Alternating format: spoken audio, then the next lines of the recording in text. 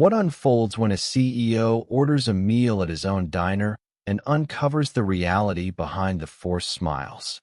Ethan Carter, the CEO of a modest diner chain with 13 locations, had painstakingly built his business from the ground up over the past 10 years. He took pride in fostering a family-friendly environment, but recently, something felt amiss. Customer grievances about sluggish service and discourteous staff were mounting, and employee turnover had reached an all-time peak. Ethan's regional managers insisted everything was under control, but the reports clashed with the murmurs he'd been hearing. Exasperated and resolute to uncover the truth himself, Ethan chose to go incognito at one of his diners. He selected a location in a suburban town 2 hours from his corporate headquarters, far enough that no one would recognize him, as most employees had never seen him face to face. To blend in seamlessly, Ethan grew a scruffy beard, swapped his sleek suits for a faded hoodie and jeans, and donned a pair of thick-rimmed glasses. He looked nothing like the refined executive featured on the company website. He stepped into the diner during the lunch rush, the place humming with conversation and the clatter of dishes. The dining area appeared tidy but worn, the booths showing signs of age. It wasn't terrible, but it lacked the warm, inviting atmosphere Ethan had envisioned when he founded the company. A young waitress with weary eyes approached him, her name tag reading Sophie. "Hi there. Welcome," she greeted, her tone cheerful but forced. "Can I get you started with a drink?" Ethan noticed the faint shadows under her eyes and the strain in her smile. Something about her seemed off, though he dismissed it for the moment. "Just coffee, thanks," he replied, settling into a booth by the window. Sophie nodded and darted off, navigating between tables with practiced ease. Ethan observed as she managed multiple orders, refilled drinks, and collected plates from the kitchen. She was visibly overworked, yet she masked her frustration in front of the customers. When Sophie returned with his coffee, Ethan ordered a burger and fries. As she jotted down his order, a man's voice bellowed from the kitchen. "Sophie, what's taking so long? You're falling behind again." The voice belonged to a short, stocky man in his 40s, dressed in a stained apron. Ethan assumed he was the shift manager. He hadn't bothered to introduce himself to Ethan upon arrival, a detail Ethan noted. Sophie flinched at the harsh tone but responded quickly, coming right up, her voice trembling slightly. Ethan's brow furrowed. He had founded this business on the principle that employees should feel appreciated, not scolded in front of patrons. He sipped his coffee, resolving to keep observing. While waiting for his meal, he overheard snippets of conversation from nearby tables. A family in the booth behind him grumbled about the long wait for their food, while a pair of teenagers murmured about the manager's rudeness to their waitress earlier. The atmosphere felt strained, far from the welcoming diner experience Ethan had intended. When Sophie delivered his burger, she apologized for the delay. "Sorry about the wait," she said softly, avoiding his gaze. "No worries," Ethan replied with a small smile. "You're doing great." Her eyes briefly met his, a flicker of surprise crossing her face, before she nodded and hurried off. Ethan had just taken a bite when he heard muffled sobbing from the kitchen. He froze, his fork suspended midair. The sound grew clearer. It was unmistakably Sophie. He set his fork down and listened intently. "I'm trying my best, okay?" Her voice broke through the thin walls. "I haven't had a break in 6 hours, and I'm doing everything I can." The manager's voice cut in, cold and dismissive. "If you can't handle the pressure, maybe you're in the wrong job. We don't have time for excuses." Ethan's stomach churned. He couldn't stay seated. Leaving his half-eaten burger behind, he slid out of the booth and approached the kitchen door. What he saw made his chest tighten. Sophie stood with shaky hands, wiping her eyes with her sleeve, while the manager loomed over her, arms crossed. his face contorted in frustration. Two cooks avoided the scene, visibly uncomfortable but unwilling to intervene. Ethan clenched his fists, his pulse racing. This wasn't the company he'd built. "Is there a problem here?" Ethan asked, his voice steady but firm. The manager turned, startled. No, just a small miscommunication." Sophie shook her head, tears still brimming. "I'm sorry," she whispered. Ethan glanced at her, then back at the manager. He didn't reveal his identity yet. Instead, he said, "She looks like she needs a break. Why don't you let her sit for a few minutes?" The manager scoffed. "We're short-staffed. There's no time for breaks during the rush." Ethan's jaw tightened. "There's always time to treat people with respect," he replied evenly. The tension in the room was palpable as Ethan held the manager's gaze. He knew he couldn't remain silent much longer. The manager's lips pressed into a thin line, but before he could respond, one of the cooks, a wiry young man with a nervous energy, spoke up. "Sophie's been nonstop since she clocked in. She hasn't even had time to grab a drink of water," he said, his voice hesitant but defiant. The manager shot him a glare. "Stay out of it, Dylan. Focus on your station." Ethan's eyes flicked to Dylan, then back to the manager. "And who's responsible for ensuring your team can focus? Because from where I'm standing, the pressure seems to stem from how this place is being managed." The manager's face flushed, his confidence wavering. "Look, I'm just doing my job. If people can't handle it, that's not my fault." Ethan's gaze hardened. "We'll see about that." Sophie, still wiping her eyes, looked at Ethan with confusion and a hint of gratitude. "I'll be fine," she muttered, though her voice trembled. She moved toward the door, but Ethan gently stopped her. "Take 5, he said softly. "You've earned it." The manager began to protest, but Ethan raised a hand, his tone unyielding. "She's taking a break. Now." Sophie hesitated, glancing nervously between Ethan and the manager before nodding and slipping past the swinging kitchen doors. Ethan turned his attention back to the manager, his voice calm but resolute. "What's your name?" "Greg," the man replied defensively. "And who are you to come in here and tell me how to run my shift?" Ethan ignored the question. "How long have you been the manager here, Greg?" Greg crossed his arms. "About 2 years. I've kept this place running just fine, so I don't need some random customer stepping in." "You call this fine?" Ethan interrupted, his voice rising slightly. "Your staff is overworked, your customers are complaining, and you're berating people in the middle of their shifts. That's not fine, it's a disaster." Greg opened his mouth to argue, but Ethan cut him off. "You might want to think about how you're treating people, because I guarantee if I were your boss, this wouldn't stand." Greg's face paled slightly, but he masked it with a scoff. "Right. Well, you're not my boss, so..." Before he could finish, the kitchen doors swung open, and Sophie reappeared, her face slightly more composed. She kept her head down as she passed Greg and returned to the dining area. Ethan decided to step back and observe again for now. He gave Greg one last pointed look before turning and following Sophie into the dining room. Back at his booth, Ethan watched as Sophie resumed her routine. She moved more slowly now, her exhaustion more evident, but she still managed a small smile for every customer. He noticed her taking extra care with a young mother struggling to manage her toddler, offering crayons and a paper menu for the child to color on. He also noticed Greg glaring at her from the kitchen window. Ethan pulled out his phone and discreetly began taking notes, documenting everything he'd observed: Greg's behavior, Sophie's workload, the customer complaints. He also noted Dylan's quiet support for his coworker. After finishing his meal, Ethan flagged Sophie down. "Can I get the check?" he asked, keeping his tone casual. She nodded and quickly returned with it, along with the receipt. "Thanks for stopping by.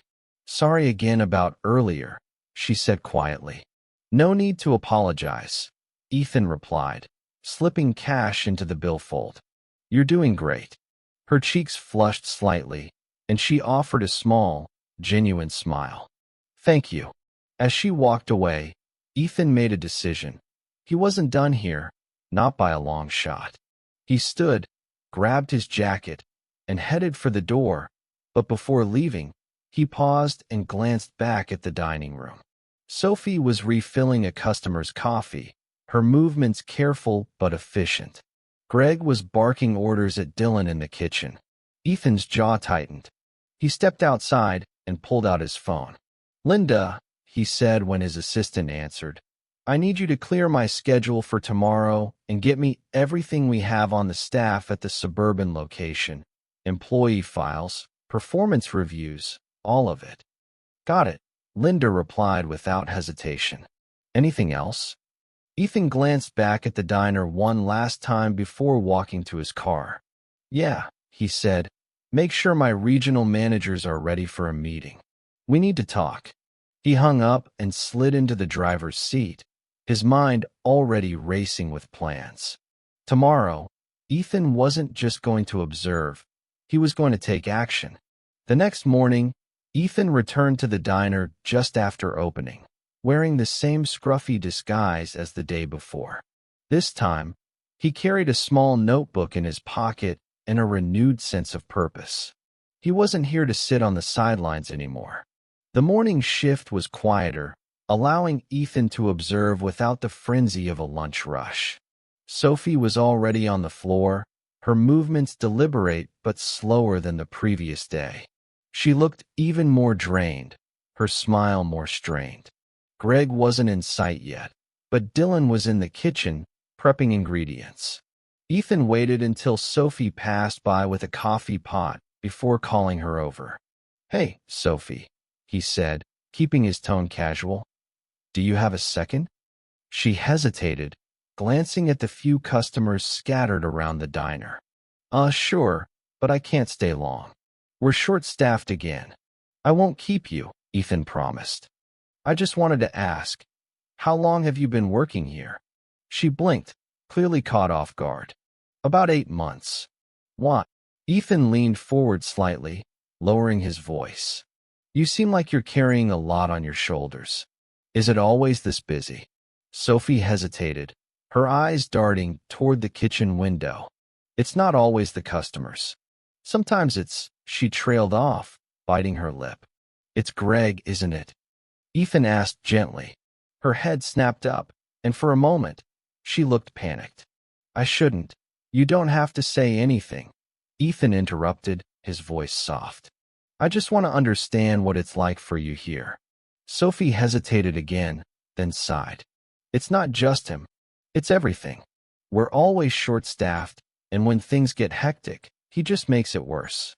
I know he's under pressure too, but it feels like we're always the ones paying for it. Ethan nodded, his mind racing. He decided to press a little further. What about Dylan? He seems like he tries to help. Sophie's expression softened slightly. Dylan's great. He's only been here a few months, but he's one of the few people who actually cares. He covers for people when they're struggling. Honestly, if it weren't for him, I probably would have quit by now. Before Ethan could ask more, the kitchen door swung open, and Greg strode out, his presence immediately shifting the energy in the room. Sophie's shoulders tensed, and she quickly excused herself to refill a customer's coffee. Greg didn't seem to notice Ethan as he barked instructions at Dylan, who nodded silently while dicing vegetables. Ethan's jaw tightened as he watched. This wasn't just stress, this was a pattern. Ethan let the morning unfold, observing how Greg interacted with the staff and how the team managed despite the evident tension. By the time the lunch rush began, the diner was back to its usual pace, and Sophie was darting between tables again. It wasn't long before the first incident occurred. A customer, an older man in a flannel shirt, flagged Sophie down to complain about his eggs being overcooked. Sophie apologized and offered to have the kitchen remake them. Can you just do your job right the first time? the man grumbled. Sophie's face flushed, but she kept her composure. I'm really sorry about that. I'll get it fixed right away. Greg, who had overheard the exchange, stormed out of the kitchen. What's the problem here? He demanded, glaring at Sophie. It's fine, the customer replied, waving him off. She's handling it. Greg turned to Sophie anyway. How many times do I have to tell you to double-check the orders before they go out? This is basic stuff. Ethan stood abruptly, his chair scraping against the floor, drawing everyone's attention. That's enough, he said firmly, his voice cutting through the room. Greg turned to Ethan, his face twisted in annoyance. And who the hell do you think you are? Ethan reached into his pocket and pulled out his wallet, flipping it open to reveal his company ID. His voice was calm, but carried unmistakable authority. I'm Ethan Carter, he said, locking eyes with Greg. I own this diner, and 13 others just like it. The room fell silent. Sophie froze mid-step, her eyes wide. Dylan peeked out from the kitchen, his knife still in hand. Even the customers seemed to hold their breath. Greg's face went pale, then flushed red. I didn't realize. No, you didn't. Ethan cut him off, because if you had, you wouldn't be treating my staff like this, or my customers. Greg stammered, but Ethan didn't give him a chance to recover. Let's talk in the back, Ethan said sharply, motioning toward the office. Greg hesitated, then nodded stiffly and walked toward the kitchen. Ethan followed, pausing only to glance at Sophie. I won't let this slide, he said quietly. In the office, Ethan shut the door and turned to Greg. Do you have any idea how out of line you've been? Ethan asked, his voice low but firm. Greg opened his mouth, but Ethan held up a hand. Save it. I've seen enough. You've been with this company for 2 years, and in that time, you've managed to create a toxic environment for your team. Do you have any idea what that does to morale? To customer service? To the business? Greg looked down, his bravado completely gone. I get it, Ethan continued. This job isn't easy, but that doesn't give you the right to treat people the way you do. Greg swallowed hard. I can do better. You're done. Ethan interrupted, his voice final. I'm letting you go, effective immediately. Greg's head shot up, his eyes wide. Wait, you can't. I can, Ethan said firmly, and I will. I'll make sure HR processes your severance package, but you're no longer part of this company. Greg stood there for a moment, frozen, before nodding stiffly and walking out of the office without another word. Ethan exhaled, running a hand through his hair. He didn't enjoy firing people, but this was necessary. When he stepped back into the dining area, all eyes were on him. Sophie and Dylan stood near the kitchen, their expressions a mix of shock and cautious hope. Ethan took a deep breath and addressed the room. I want to thank everyone for their hard work, he said, his voice steady. Things are going to change around here, starting today. He looked directly at Sophie and Dylan. You two, meet me after your shift. We need to talk. The tension in the room began to ease, replaced by a buzz of curiosity and relief. Ethan knew this was just the beginning, but for the first time in a long time, he felt like he was steering his company in the right direction. After the last customer left and the lights were dimmed in the dining area, Sophie and Dylan stood awkwardly by the counter, waiting for Ethan to speak. The hum of the kitchen appliances was the only sound in the room. Both looked exhausted, but there was a cautious hope in their expressions. Ethan had spent the rest of the day observing without interfering further, but now it was time to act. All right, let's sit, Ethan said, motioning to a booth near the back. He slid into one side while Sophie and Dylan hesitated before taking the other. Ethan leaned forward, resting his forearms on the table. First, I want to say thank you. I know today was rough, especially with everything going on, but you handled yourselves with professionalism and care. That's more than I can say for some of the leadership this place has had. Sophie glanced at Dylan, unsure how to respond, while Dylan fidgeted with the edge of his apron. I didn't know things had gotten this bad, Ethan admitted, his voice softer now. That's on me. I've been too distant. I built this company to be a place where people feel valued, employees and customers, and somewhere along the way, I lost sight of that. Sophie finally spoke, her voice hesitant. It's not all bad. I mean, I've worked worse jobs, but it's been hard. I do love the customers, though. I just wish, she trailed off, unsure if she should say more. Wish what? Ethan asked gently. I just wish it felt like someone cared, you know? Like really cared about us. Not just about the numbers or how fast we can turn tables. Ethan nodded, letting her words sink in. And Dylan, what about you? Dylan looked up, his voice quiet but steady.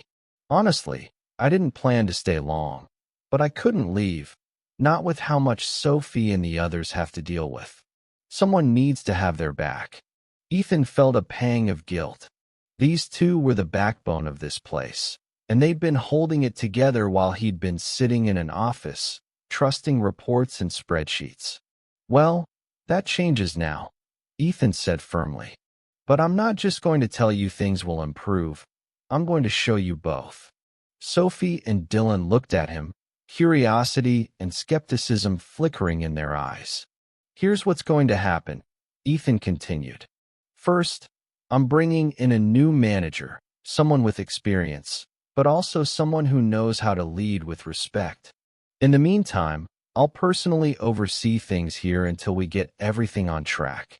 Sophie's eyes widened. You mean you're staying? Ethan nodded. For as long as it takes. Dylan tilted his head. And what about Greg? He's not coming back, Ethan said simply. I don't tolerate that kind of behavior, and neither should you. Dylan let out a small breath of relief, while Sophie's shoulders sagged, as if a weight had been lifted.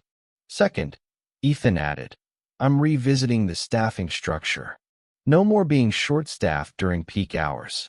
We'll hire more people, and I'll make sure everyone gets proper breaks.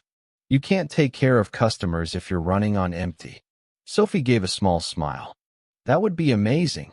Third, Ethan said, his tone softening.